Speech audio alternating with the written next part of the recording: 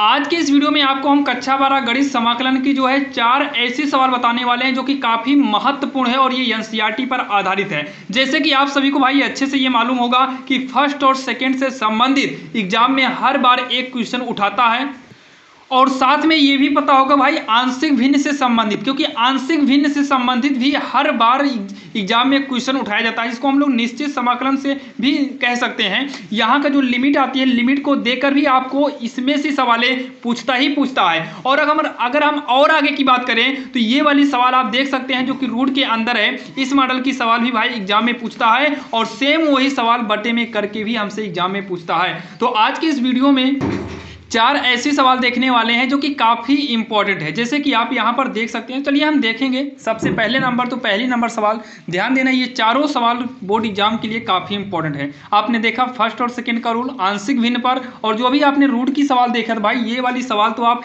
जाकर देखिएगा एनसीईआरटी में। इसके लिए एक अलग प्रश्नावली है और इसके लिए एक अलग प्रश्नावली, यानी कि 2 प्रश्नावली में ये दोनों दिया गया है। इसका मतलब कुछ खास बात तो रही होगी। और एनसीईआरटी बुक में बताइए बहुत सारी सवाल को काटने के बाद भी इन सवालों को बचा कर रखा है। इसका मतलब है कि एग्जाम में यहीं से क्वेश्चन उठाए जाएंगे। तो यहां पर देखिए, जब भी आपको इस तरीके से आ जाए, इसे हम फर्स्ट और सेकंड के रूल से सॉल्व करेंगे। तो इसके लिए क्या करना है, सबसे पहले हम यहां पर लिखेंगे माना I बराबर इंटीग्रल e की पावर x इंटू में साइन x, और यहाँ पर क्या करेंगे dx कर देंगे। बीच में इंटू माना जाता है भाई, लिखा नहीं जाता है। तो इसको कैसे करना है देखिए, यहाँ पर सबसे पहले ये सोचने की बात आती है कि इसे हम फर्स्ट माने या फिर हम इसे फर्स्ट माने। तो देखिए यहाँ पर देखिए किसका समाकलन करना आसान है। तो जैसे देखिए समाकलन इसका भी हम कर सकते हैं, इसका भी कर सकते हैं। तो अब ऐसे कंडीशन में आप इसे फर्स्ट और इसे सेकंड मान सकते हैं। जैसे मान लो इसमें से कोई जिस आ जाए जिसका समाकलन ना हो पाए तो उसे हमेशा फर्स्ट मानते हैं। जैसे अभी लॉग आ जाता तो भाई लॉग को ही फर्स्ट मानते, बाकी वो अगले वीडियो में हम देखेंगे लॉगों का, अभी हम यहाँ पर देखते हैं। तो इसे फर्स्ट मानेंगे, इसे सेकंड मानेंगे। अब इसको सॉल्व कैसे करेंगे देखिएगा, रूल क्या होता है सुनिएगा।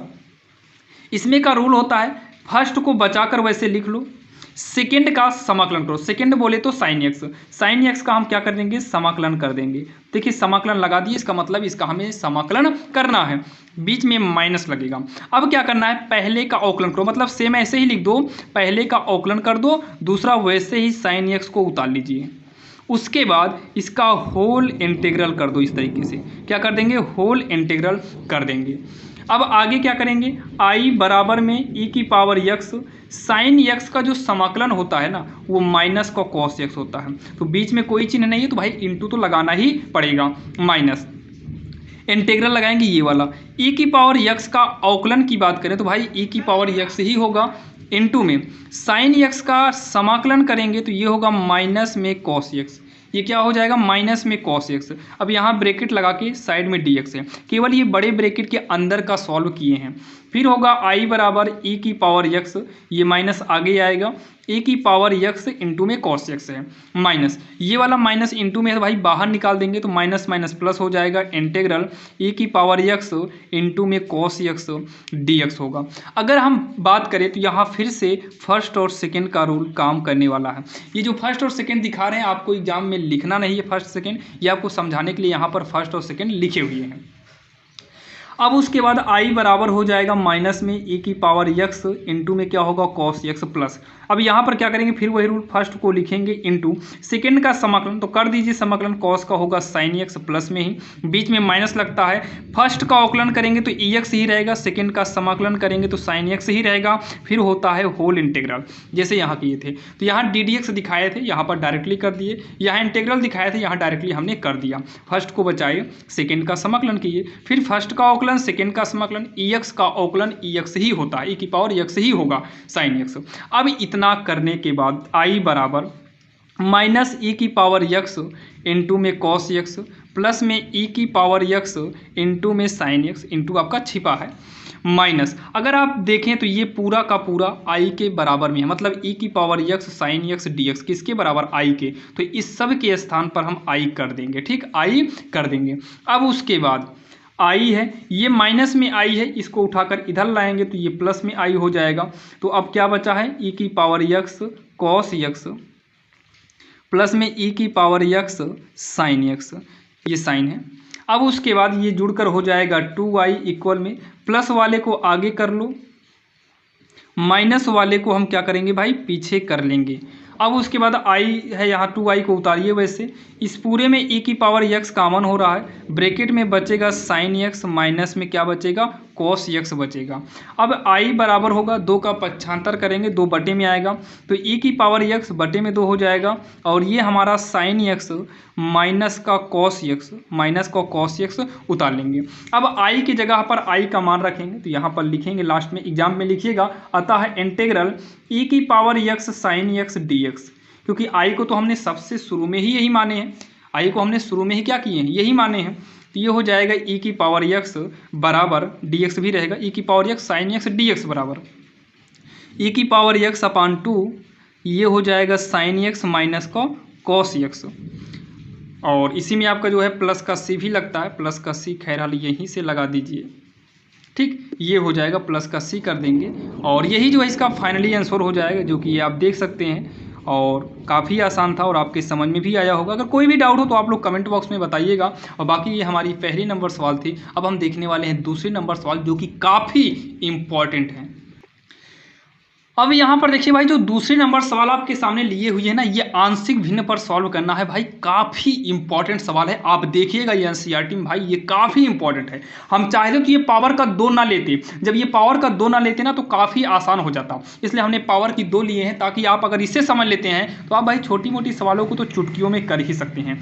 देखिए सबसे पहले जब भी आपको इस तरीके से आ जाए तो इसको हमें आंशिक भिन्न के रूप में सॉल्व करना होता है। तो आंशिक भिन्न के रूप में सॉल्व करने से पहले हम लिखेंगे माना, ये पूरा लिखेंगे, लेकिन यहाँ का इंटीग्रल जो है हम हटा देंगे। तो ये x के बटे में हो जाएगा x माइनस 2, एक ब्रैकेट में है, x माइनस 1 का होल स्क्वायर है।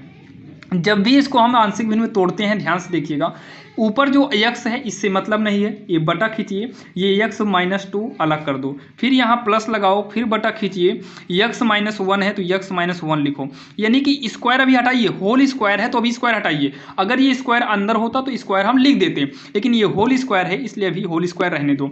अगली बार में क्या करो, x माइनस 1 का होल स्क्वायर कर दो। जैसे 4 होता है, यहाँ आप देखिएगा, थोड़ा पेज में हम आपको बता रहे हैं, जैसे 4 होता है तो 4 को लिखने के लिए पहला गुणनखंड क्या होगा, 2 होगा, फिर 4 होगा, मतलब इसके गुणनखंड 2 और 4 हैं। वैसे ही x माइनस 1 का होल स्क्वायर है तो पहले x माइनस 1 लेंगे, फिर x माइनस 1 का होल स्क्वायर लिया जाएगा। अब ऊपर दीजिए, यहाँ a दो, यहाँ b दो, यहाँ पर c दे दीजिए, हो गया।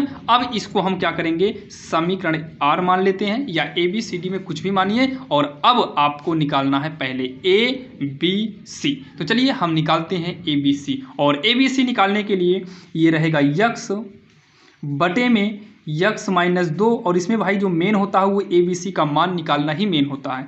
अब इस पूरे का आप लघुत्तम लेंगे ना तो ये x माइनस 2 और x माइनस 1 का स्क्वायर होगा। जैसे अभी आपको हमने बताया ना, 4 का जो गुणनखंड है वो कितना होगा, 2 और 4, और 2 और 4 में भाई लघुत्तम क्या होगा, तो 4 ही लघुत्तम होगा ना, लासा क्या होगा, 4 होगा भाई, छोटा वाला तो इसके अंतर्गत आएगा।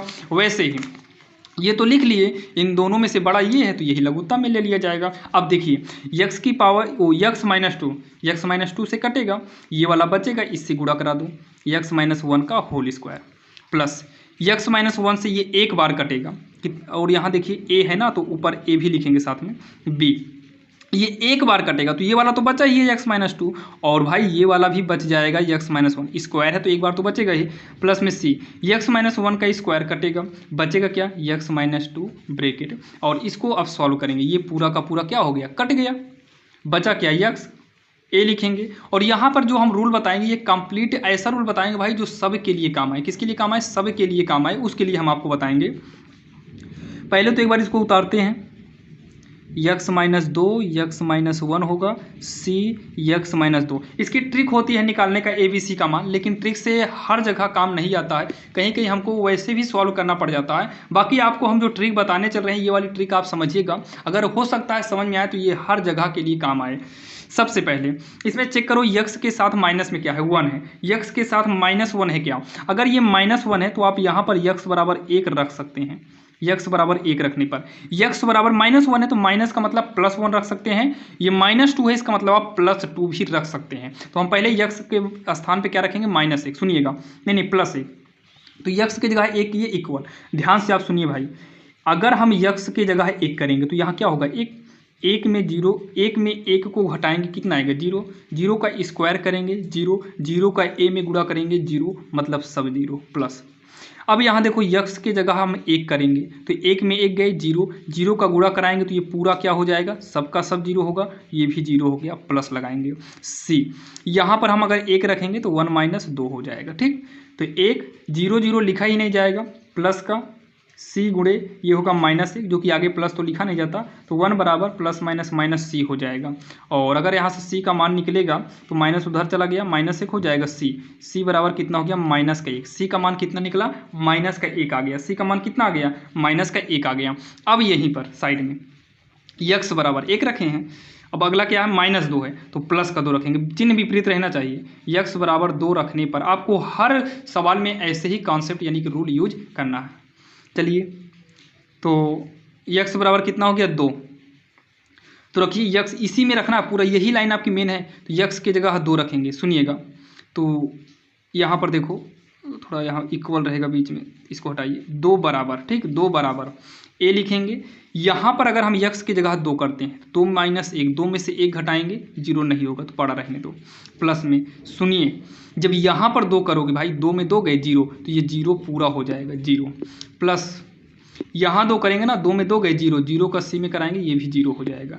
2 बराबर ए इंटू 2 में से 1 गए 1, 1 का स्क्वायर, ये जीरो आपका लिखा नहीं जाएगा। 2 बराबर ए गुणे 1 हो जाएगा, 1 का स्क्वायर 1, तो 2 बराबर ए का नाम ए हो जाएगा, यानी कि ए बराबर कितना आ गया, 2 आ गया। ए बराबर कितना आ गया, 2 आ गया। अब बचा कौन सा है, बी।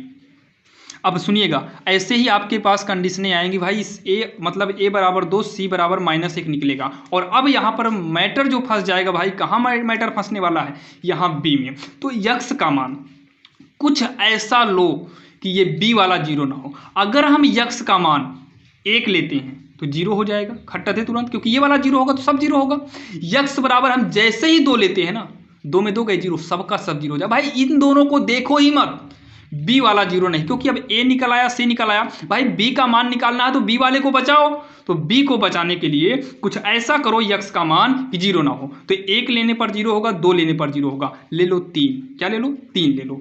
तो अब यहाँ नीचे लेंगे यक्स बराबर 3 रखने पर, देखिए हमें समझाने में समय लग सकता है, लेकिन जब आपको ये कॉन्सेप्ट समझ में आएगा तो आप खटाखट स्पीड में आप इसे कर डालेंगे। तो यक्स बराबर 3 करते हैं, बराबर ए, यक्स के स्थान पर 3 करेंगे, 3 - 1 का स्क्वायर, यहाँ भी देखना यहाँ भी देखना, प्लस में बी, यक्स की जगह 3 करेंगे, 3 - 2, यक्स की जगह 3 करेंगे, 3 - 1, प्लस में सी, 3 करेंगे, 3 - 2, कोई जीरो नहीं हुआ, कोई बात नहीं, जब जीरो नहीं हुआ तो कोई बात नहीं। चलिए देखते हैं आगे, 3 बराबर ए इंटू में ये घटाएंगे कितना आएगा, 2, 2 का स्क्वायर, प्लस ये कितना है, बी गुणे का, 3 में 2 घटेगा 1 आएगा, इंटू 3 में से 1 घटेगा 2 आएगा, प्लस में सी इंटू ये 1 आएगा। आगे देखिए 3 बराबर 2 का स्क्वायर 4 का 4 ए हो जाएगा, प्लस में 2 का नाम 2, 2 बी हो जाएगा, सी का नाम सी हो जाएगा। हमें चाहिए क्या, बी, कोई बात नहीं। 3 बराबर 4 गुणे ए की जगह पर 2 करेंगे, प्लस 2b उतार लो ऐसे, फिर प्लस सी की जगह पर -1 है तो एक ब्रैकेट यहाँ पर लगा दो। ये होगा 3 बराबर 4 दूनी 8, 2b होगा, प्लस माइनस -1 हो जाएगा। तो 3 बराबर क्या होगा, 8, ये -8 में से घटा दो 7 आएगा, कितना आएगा, 7 आएगा, प्लस में हम लिखेंगे 2b लिखेंगे। अब उसके बाद जो है 3, 7 इधर आएगा तो माइनस का 7, इक्वल में हमारा क्या होगा, 2b होगा, इक्वल में कितना होगा, 2b होगा। ये घटाने पर -4 होगा, 2b होगा, 2 से काट देंगे, 2 दूनी 4 होगा, -2 बराबर का b होगा, b बराबर कितना आएगा, -2, b कितना आ गया, -2 आया। तो a कितना आया भाई, 2 आया, b कितना आया, -1 आया, और c कितना आया, नहीं, सी आपका -1 आएगा, और बी कितना आएगा, -2 आएगा। ये सभी तीनों मान हमारे हैं। तो ये तीनों मान इस तरह लिखना नहीं है, आपको नीचे अच्छे से लिखना है, ए बी सी का मान यहाँ से लिख देना है लास्ट में। अब उसके बाद जब ए बी सी का मान निकल आएगा उसके बाद क्या करना है, देखिएगा।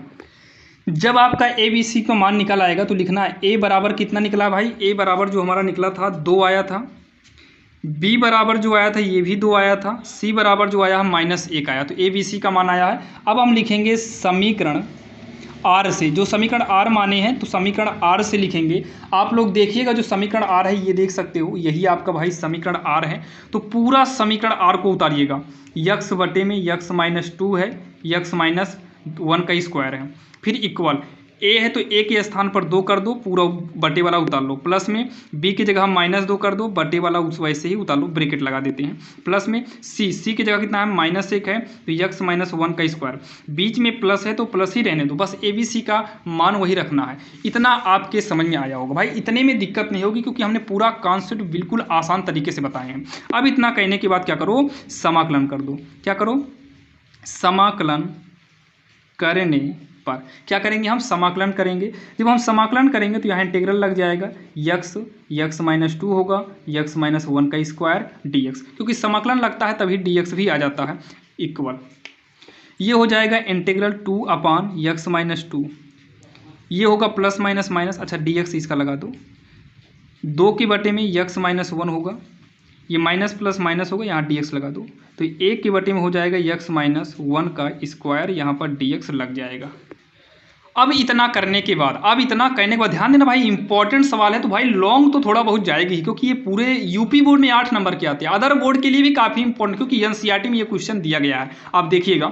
तो अब देखिए ये उतारने की जरूरत हमें नहीं है, इक्वल ये 2 आपका बाहर निकलेगा, ये हो जाएगा x -2, dx करेंगे, ये 2 आपका बाहर निकलेगा, हो जाएगा 1/x -1 dx होगा, माइनस में देखिए 1/x है तो इसको ऊपर लाना पड़ेगा, ये पावर में यहाँ कुछ नहीं है तो मान लेंगे 1, तो इसका एक फार्मूला होता है, अगर 1/x हो तो ये हो जाता है log x का, क्या होता है log x, लेकिन भाई x स्क्वायर हो तो ऐसे कंडीशन में, जैसे स्क्वायर है तो ऐसे कंडीशन में इसको हमें ऊपर लाना पड़ेगा, तो ये ऊपर आएगा तो -2 हो जाएगा, यहाँ पर हम dx लगा देंगे, 2 होगा, ये 1/x लॉग में बदलेगा तो ये log x -2 हो जाएगा, ये भी आपका जाएगा, 2 है पहले से, ये भी हो जाएगा, अरे भाई log नहीं लिखे क्या, log x -1 माइनस, इसको सॉल्व करेंगे तो इसकी पावर में 1 जुड़ेगा, -2 में आप 1 जोड़िए, कितना आएगा -1, और यही पावर कहाँ आ जाती है, बटे में प्लस का c कर देंगे, दोनों में से हम 2 को कॉमन ले लेते हैं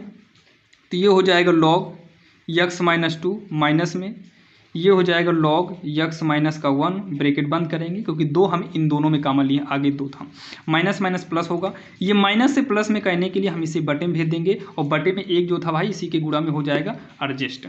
अब उसके बाद ये होगा 2, इसमें एक रूल होता है, जैसे अगर log m हो, माइनस में अगर log n हो तो ये हो जाता है log m बटे n, ये लघुगणक का नियम है, तो ये हो जाएगा log m के स्थान पर x -2 बटे में n के स्थान पर x -1 होगा, इसको ब्रैकेट लगाएंगे और प्लस में 1/x -1 प्लस का c कर देंगे, जो कि c एक स्वेच्छ अचर माना जाता है। अब उसके बाद 2 लिखेंगे, इसको थोड़ा अलग तरीके से लिख देते हैं, log ये मापांक में कर दो x -2 x -1 बटे में प्लस, और क्या हो जाएगा x -1 ब्रैकेट बंद प्लस का c, और ये वाला भाई जो है इसका फाइनली आंसर आएगा। आप लोग को इतना करना है और लास्ट में लिख देना है उत्तर, ये हो जाएगा इसका आंसर, जो कि काफ़ी आसान था और आपके समझ में आया होगा। पूरा कॉन्सेप्ट हमने आपको शुरू से लेकर अंत तक बताए हैं, जो कि आपको समझ में आ गया होगा। तो जो कि ये हमारी सवाल नंबर 2 थी। अब हम बात करेंगे सवाल नंबर 3 की, जो कि आप देख सकते हैं काफ़ी इंपॉर्टेंट था। अब यहाँ पर देखिए जो आपके सामने ये सवाल नंबर भाई 3 है, तो भाई 3 नंबर भी सवाल काफ़ी इंपॉर्टेंट है। देखिए इसमें का जो है आपको भी दिखाए थे, इसमें का बटे वाला भी रूल होता है। तो पहले इसको देखिए कैसे करना है। इसके लिए आपको चाहिए पूर्ण वर्ग द्वारा गुणनखंड आना चाहिए। तो पूर्ण वर्ग भी द्वारा गुणनखंड कैसे करते हैं आप लोग देखिएगा। x² + 2x है प्लस का 5 dx, एक बार तो हम सवाल को उतार रहे हैं, ठीक। अब यहाँ पर देखिए यहीं साइड में हम लिखेंगे x² प्लस में 2x प्लस का 5। पूर्ण वर्ग गुणनखंड का रूल क्या होता है, इसके लिए हमको ये वाला फार्मूला यूज करना पड़ता है। क्या बोलते हैं, a² प्लस में 2ab प्लस b²। अगर ऐसा कंडीशन आता है तो ये a + b का होल स्क्वायर बन जाता है। आपने कक्षा 9 में पढ़ा होगा, अगर नहीं पढ़े कोई बात नहीं। फार्मूला क्या होता है a², वैसे ही ये x का स्क्वायर बन जाएगा। फिर फार्मूला होता है b का स्क्वायर। अच्छा इसमें किसी और का स्क्वायर बन रहा है जो गिनती हो, नहीं बन रहा है तो यहाँ एक स्क्वायर करके हम छोड़ देंगे इसके लिए, ठीक।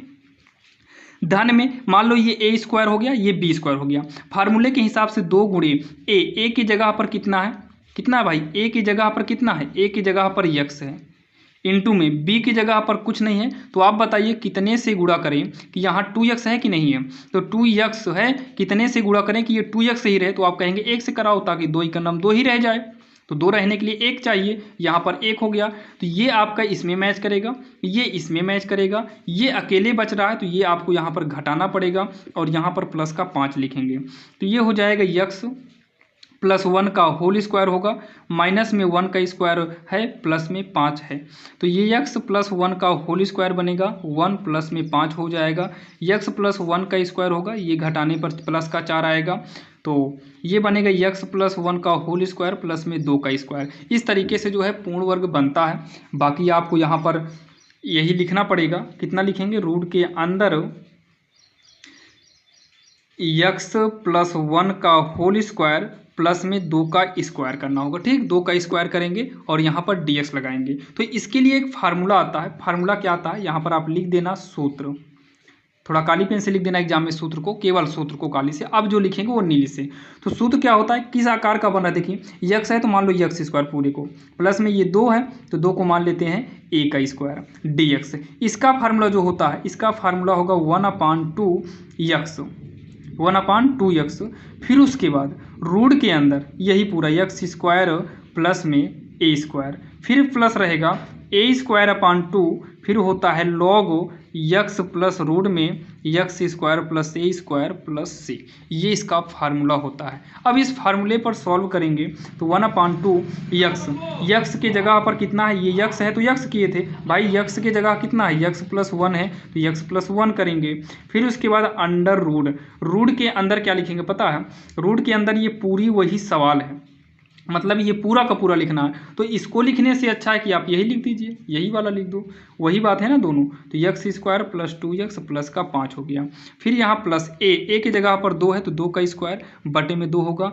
लॉग मापांक यक्स की जगह है यक्स प्लस 1 है, प्लस में रूट पूरी वही सवाल है तो पूरी वही सवाल, ये बजाय इसको नोट कर लो, तो x square plus 2x plus का 5 करेंगे, मापांक प्लस का सी, जो कि ये काफ़ी इंपॉर्टेंट है, ध्यान दीजिएगा, ये आपको एग्जाम में आती है, इसको आप चाहो तो रफ कार्य यानी सबसे पीछे भी कर सकते हो। तो 1/2 यक्स प्लस 1 रूट के अंदर होगा x square plus 2x plus में 5, 2 का स्क्वायर करेंगे 4 आएगा, 4 का आधा कर दो, कितना आएगा भाई, 4 का आधा करेंगे 2 आएगा, तो ये हो जाएगा लॉग यक्स प्लस 1 और फिर प्लस है यक्स प्लस 1 प्लस रूट के अंदर x square plus 2x plus का 5 प्लस का सी, मतलब यही पूरा उतारा गया है और ये इसका जो है फाइनली आंसर हो जाएगा, जो कि काफ़ी आसान था और आपकी समझ में भी आया होगा भाई। ये सवाल नंबर कौन सी थी, तीसरी नंबर सवाल थी। और अब हम देखने वाले हैं चौथी नंबर सवाल, जो कि काफ़ी इंपॉर्टेंट है बोर्ड एग्जाम के लिए।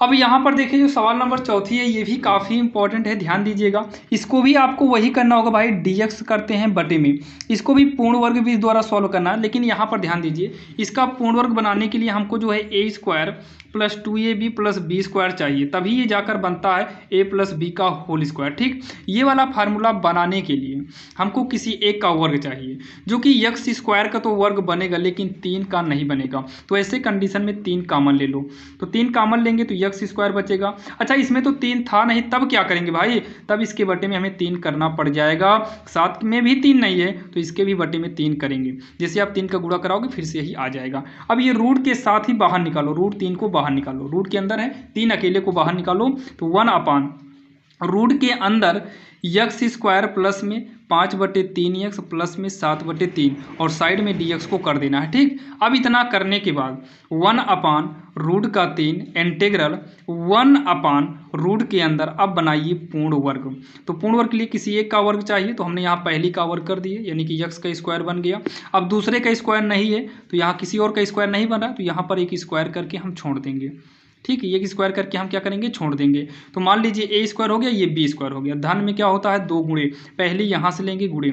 अब यहाँ पर क्या करें कि आपका ये वाला आना चाहिए, यक्स है तो यक्स वाला आना चाहिए, तो पहला नंबर भाई 5 चाहिए, 5 करो, नीचे कितना चाहिए 3, अगर यहाँ पर हम 3 कर देते हैं तो 5 दूनी 10 हो जाएगा, कुछ ऐसा करो कि ये 2 हट भी जाए, मतलब नीचे 3 चाहिए ही और 2 भी चाहिए, तो यहाँ पर इसी के इंटू में 2, मतलब 2 3 6 कर दो, ताकि 2 से कटेगा 2 3 6, 5/3 हमारा आ जाएगा, यानी कि 5/6 इसमें भरना होगा। और हमारा देखिए ये इसमें से हो गया, ये यहाँ से हो गया, जब ये अपने से जोड़े हैं तो इसको अपने से घटाना भी पड़ेगा और साथ में प्लस का 7/3 जो छूट रहा है उसको भी लिखेंगे, dx कर देंगे।